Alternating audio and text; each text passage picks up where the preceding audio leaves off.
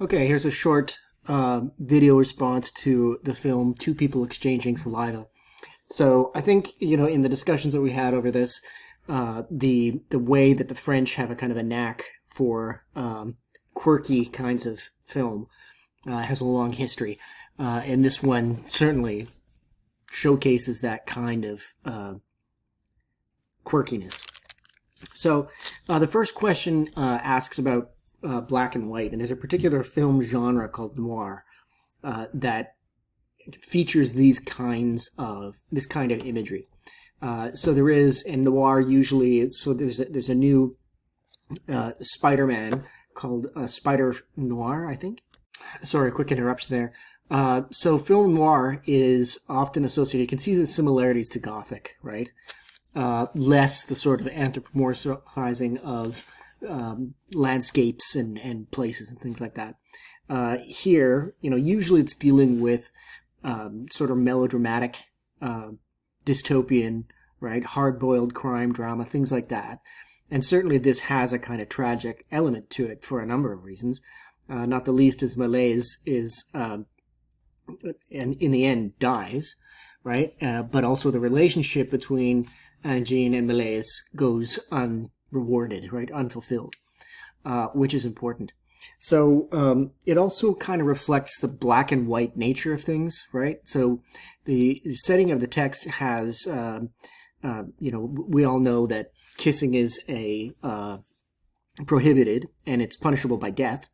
And we see a number of places, mostly women, who are kind of making overtures to, we see a couple of men, and they're eventually put in these rather bland boxes and thrown off of a cliff into a pit. And that's the opening scene is in fact that. But certainly there's no question about debate about things. Something that's black and white means it's very clearly defined and described. And that's kind of the way things work here. It's also a kind of simplicity of things and a banality of certain things. The idea that kissing is something that's prohibited is a little bit funny. And that the height of sort of creative expression is building a black box or a beige box that you put bodies in, which looks like the most plain kind of cardboard thing. And anything that's, looks a little bit more creative or expression, illustrates some creative expression, like the dress that Malaise buys.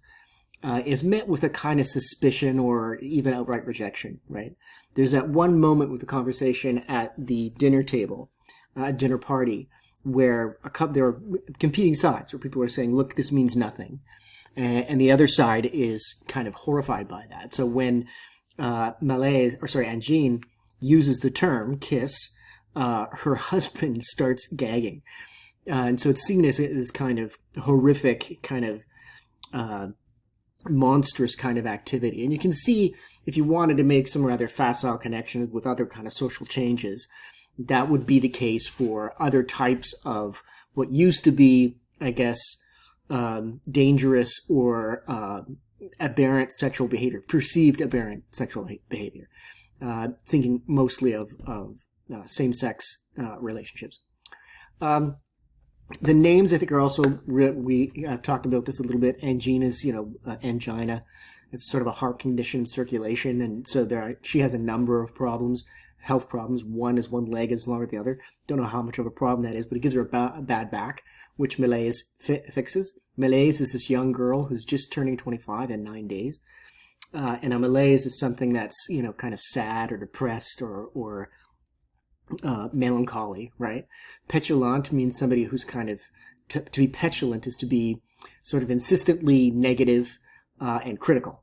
And certainly Petulant is that person. And we can see her increasing irritation with Malaise as she curries the favor of Angine. And Chagrin is somebody who's just kind of given up, right? And that seems to be, Angine's husband to a T. So the names obviously are alluding to a number of important characteristics of the various characters in the story. We also talked a little bit about the rather bizarre notion of exchange, of cultural production, I suppose, or of capital production. The way that you pay for things is by being slapped in the face, and you wear a special glove to slap them, right? I think the first time that Malaise helps out Angine, she gets 31 slaps, which is next to the highest that Petulant ever did. And then increasingly that goes up. And so, again, there's kind of a physical marker there. I talked a little bit about the fetish, commodity fetish, that, it's taking place of an authentic relationship where money basically stands in for the thing, right? There is really no or very little inherent value in cash, right? But there's symbolic value. You can buy things with it. And here we have something that's very physical, right? You're actually being hit. And you can see people with, bruises on their face. And I'm not certain whether that is a kind of source of embarrassment or pride, right? That the more bruises you have, the more money it seems like you have, and the more purchasing power you have, I suppose, is maybe a better one. The game that Malaise plays is the one where she pretends that a perfect stranger that she's known for years. And she plays it for the first time, it seems like, with Angine, who seems to want to go along. And then at the end, there's the moment when she's asking about what she's going to do for her birthday. And Angine, because, as she says, I've known you for a long time, I know what you're going to do. And she says you're going to have a fancy dinner at a upscale restaurant or something like that. And she's sort of hesitant and then goes, no, it's an intimate meal at home with a slice of cake or something, right? And so they are kind of getting to know each other, and there's this kind of sense of intimacy that's arising because of the game, but also because of the slapping. It starts to have this kind of erotic register to it, which initially it doesn't. It's kind of hard to understand, at least for a guy like me. It doesn't seem like that would be very erotic, but it does play that way here. And you can see money working in that way as well. Money having a sort of erotic component. People that have a lot of it seem to be able to attract people that otherwise maybe they wouldn't. So the malady is the one leg is longer than the other, but then of course there's the heart condition. Or that's implied by her name and also by parts of her attitude, I guess. And Malaise gets the inlays, shoe inlays, so that her legs are the same length and she stops having back pain. And that's a kind of one of the ways for establishing a connection between the two. And so at the last moment when we find out with a kind of retroactive scene where Angine actually does go and knock on Malaise's door on the evening of her birthday, but then chickens out and hides and never does kind of come out. And then, of course, the next day Petulant sets up Malaise, and Malaise is accused of attempting to kiss Petulant, throw herself at her.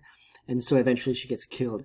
It's interesting as well that the first thing that Petulant does when she sees Angine is try to sell her stuff. Something that she has sort of failed at spectacularly in the last, I guess, 8 days or whatever we've got for him. So yeah, that's a quick kind of explanation of what's happening, or what I think is important in the film, Two People Exchanging Saliva.